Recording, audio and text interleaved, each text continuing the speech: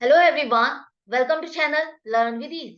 आज का टॉपिक है काउंटिंग रेशियोज का और जिसमें आज नया सेक्शन शुरू हो जाएगा आपका प्रॉफिटेबिलिटी और income ratios. Question number 93 part A और बी हम सॉल्व करेंगे चैप्टर 3 डीके गोयल की बुक से class 12 accounts. Online sessions, online classes अगर आप चाहते हो, इंटरेस्टेड हो तो मुझे व्हाट्सएप कर दो। इस नंबर पर अपना नाम और क्लास आप मुझे फॉलो कर सकते हो learn with ease official Telegram channel पर, जहां पर आप अपने डाउट्स और कमेंट्स लिख करके भेज सकते हो। आई होप मेरे साथ सीखते सीखते आपका जो अकाउंट्स का डर है वो खत्म होता जा रहा है। आपके लिए अकाउंट सब सब्जेक्ट इजी होता जा रहा है।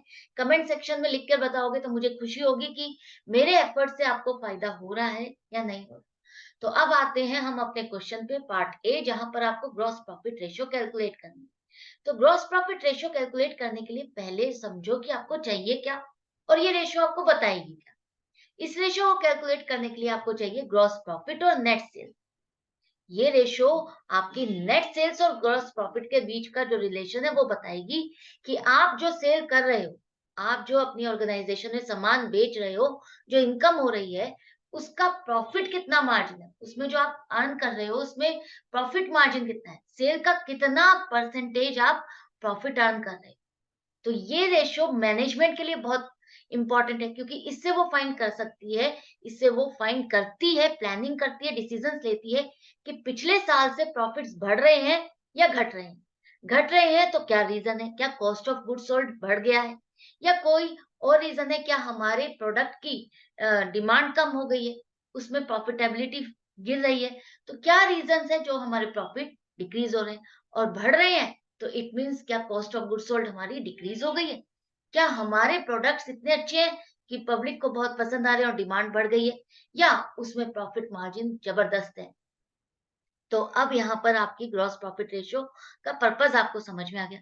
अब ये तो मुझे बताने की जरूरत ही नहीं है कि हाई रेशियो होगी तो अच्छा है, लो रेशियो होगी तो बैड होगी। ऑब्वियसली आपके जितने प्रॉफिट्स ज्यादा होंगे तो वो आपकी ऑर्गेनाइजेशन के लिए अच्छा, और लो है तो इसका मतलब कहीं ना कहीं आपकी कॉस्टिंग ज्यादा आ रही है। You must work on that. तो अब देखते हैं ग्रॉस प्रॉफिट को आप कैसे कैलकुलेट करोगे। आपको पता है सेल के दो कंपोनेंट है, एक तो आप जो सामान बेच रहे हो उसकी कॉस्ट आपको कितनी पड़ रही है, दूसरा आप ऐसे ही तो सामान नहीं बेचोगे, आप उसमें कुछ ना कुछ प्रॉफिट अर्न करना चाहोगे। तो कॉस्ट और प्रॉफिट दोनों मिल करके आपकी बनाते हैं सेल। तो सेल में से अगर आप कॉस्ट को माइनस कर देते हो तो आपके पास आ जाता है ग्रॉस प्रॉफिट। इसी तरह से अगर आपके पास कॉस्ट ऑफ गुड्स सोल्ड नहीं है तो आप कैलकुलेट कर सकते हो, कोई नई चीज नहीं है, आपने बहुत बार हर रेशो में सीखा ही है। तो opening stock plus direct expenses कर दो, जैसे कि purchases, carriage, wages, other direct expenses, और माइनस क्लोजिंग स्टॉक कर दोगे तो भी आपके पास कॉस्ट ऑफ गुड्स सोल्ड आ जाएगा। या revenue from operation, revenue from operation क्या है, सेल, सेल में से ग्रॉस प्रॉफिट माइनस करो प्लस ग्रॉस लॉस करो, तो आपके पास क्या आ जाएगा, आपके पास कॉस्ट ऑफ गुड्स सोल्ड आ जाएगा। लेकिन इसमें एक जो इंपॉर्टेंट पॉइंट आपको याद रखना है वो ये कि ओपनिंग स्टॉक और क्लोजिंग स्टॉक की कैलकुलेशन करते हुए आपको यहाँ पर लूज टूल्स और स्पेयर पार्ट्स को एक्सक्लूड करना है, मतलब माइनस करना है, इंक्लूड नहीं करना। लूज टूल्स और स्पेयर पार्ट्स आपको इंक्लूड नहीं करने, जहां दिख जाए आप उनको माइनस कर दोगे। ओपनिंग स्टॉक और क्लोजिंग स्टॉक अगर इसमें एडिड है तो आप माइनस करोगे। तो चलते हैं आप क्वेश्चन को देखो, समझो। आपके पास क्या है, ग्रॉस प्रॉफिट है, ठीक है, ग्रॉस प्रॉफिट 90,000 है। आपको चाहिए नेट सेल्स, नेट सेल्स का मतलब होता है सेल्स माइनस सेल्स रिटर्न। तो सेल्स आपकी 3,20,000 माइनस 20,000 सेल्स रिटर्न 3 लाख हो गया। तो 90,000 gross profit upon net sales 3 lakh multiplied by 100। ये जो रेशियोज आएंगे आपकी प्रॉफिटेबिलिटी की, ये सब परसेंटेज में आएंगी, तो मल्टीप्लाइड बाई 100 करना बिल्कुल मत भूलना। तो 30% ऑफ द सेल्स आपका ग्रॉस प्रॉफिट है। आप जो अर्न कर रहे हो प्रॉफिट वो क्या है, 30% ऑफ सेल्स है। 30% आपको ग्रॉस प्रॉफिट अपनी सेल पर अर्न हो रहा है। पार्ट ए कंप्लीट हो गया, इजी था। नेक्स्ट है पार्ट बी, जहां पर आपको 2 सालों के प्रॉफिट्स दिए हैं और सेल दी है। आपको कैलकुलेट करने दोनों सालों के ग्रॉस प्रॉफिट रेशियो। अच्छा, एक पॉइंट और, एक काफी स्टूडेंट सोचते हैं कि ये रेशियोज एनालिसिस हम सिर्फ और सिर्फ कंपनीज के लिए कर सकते हैं, किसी और के लिए नहीं। बिल्कुल भी ऐसा नहीं है। हर एक ऑर्गेनाइजेशन अपने रेशियोज अपने डाटा को एनालाइज कर सकती है, अपनी प्रॉफिटेबिलिटी को जज करने के लिए, या कोई और रेशियोज जितनी भी हमने सीखी हैं, वो सभी जगह पे यूज हो सकती है हर ऑर्गेनाइजेशन में, क्योंकि सभी की वर्किंग सेम है। सभी में डेटर्स भी हैं, क्रेडिटर्स भी हैं, लोन्स भी हैं, और ओनर का फंड भी है। इसी तरह से ग्रॉस प्रॉफिट भी है, नेट प्रॉफिट भी है, सभी चीजें सेम है। तो हर ऑर्गेनाइजेशन में आप रेशियोज को कैलकुलेट कर सकते हो, not only for companies. Ratio analysis सिर्फ कंपनी के लिए नहीं है, प्रोप्राइटरशिप, पार्टनरशिप, किसी भी ऑर्गेनाइजेशन में आप इसको यूज कर सकते हो। तो अब आपका ये जी एसोसिएट्स एक फर्म है जिसकी 2 सालों की आपको जीपी रेशियो कैलकुलेट करनी है, और उसके बाद आपको बताना भी है कमेंट करके कि ये रेशियो अब आपको क्या बता रही है। तो फर्स्ट हम 31 मार्च 2019 के डाटा देखते हैं।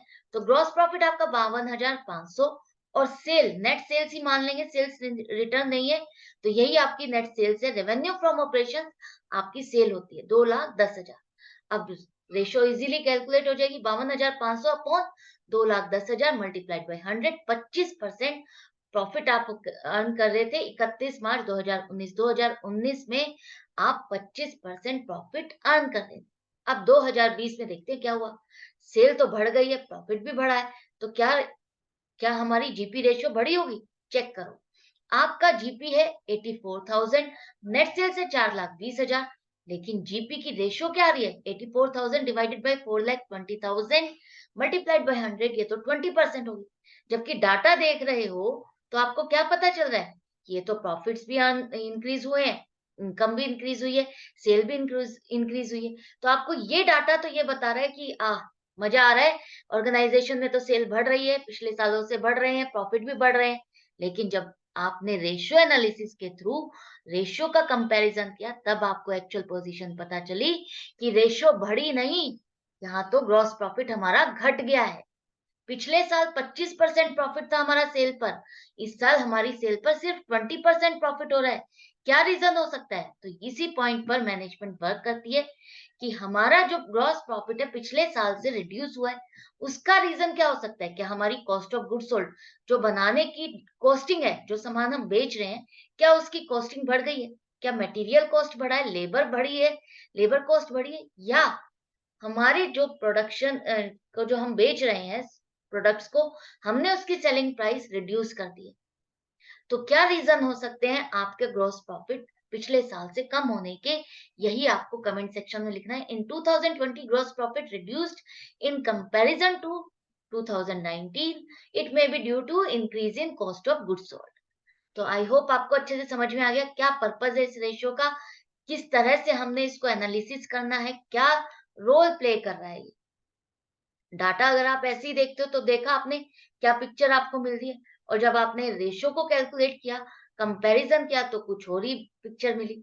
तो अब आपको अच्छे से इंपॉर्टेंस समझ में आ गई होगी कि रेशियो एनालिसिस का क्या पर्पस है। तो मैं मिलती हूँ आपसे नेक्स्ट वीडियो में नेक्स्ट क्वेश्चन के साथ, लेकिन आपको मेरे साथ प्रैक्टिस जारी रखनी है। गुड